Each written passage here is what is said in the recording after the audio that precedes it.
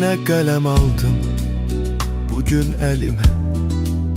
Ey Tanrım nəğmə koy bugün dilime. Koy sənə oxuyum, sənə səslənim. Koy həyat eşqiyle mən həvəslənim. Rəbbim sən ucasan, dağ və qarlısan. Sadiqsən sözünə, düz ilqarlısan. Kelamın can verir, ölüp gedənə. Salamın şan verir, hər bir bəndənə. Məhəbbət nəğməsi, aşıqın səsi. Ulu bir hikaye, səma nəğməsi. Səni düşünəndə ağlıma gələr.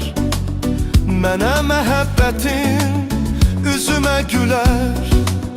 Rəbbim sən çarmıxın, fəxarətindir. Mənim bu dünyada şan şöhrətimdir.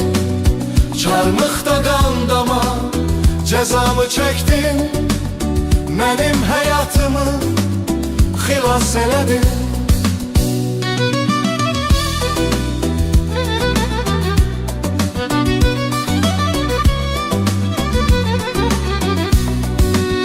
İnsanlar inanın həyat gözəldir. Dünyada hər şeydən Tanrı əzəldir. Mənim günahlarım yuyulub daha. İnanın, inanın sizdə Allah'a. İmanım yaşadır, güc verir mənə. Çarmıxın acısı baldadır mənə. Bir ana gözyaşı axıtdı o gün. Min ana sevinir göylərdə bugün. Rəbbim sən çarmıxın, fəxarətindir. Mənim bu dünyada şan şöhrətimdir. Çarmıxda qandama cəzamı çəkdin.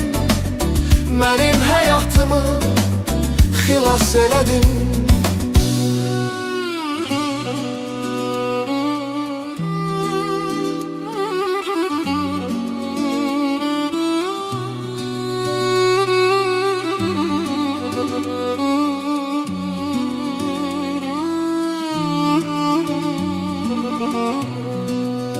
Yine kalem aldım bugün elime. Ey Tanrım nəğmə koy bugün dilime. Koy sənə oxuyum, sənə səslənim. Koy həyat eşqiyle mən həvəslənim.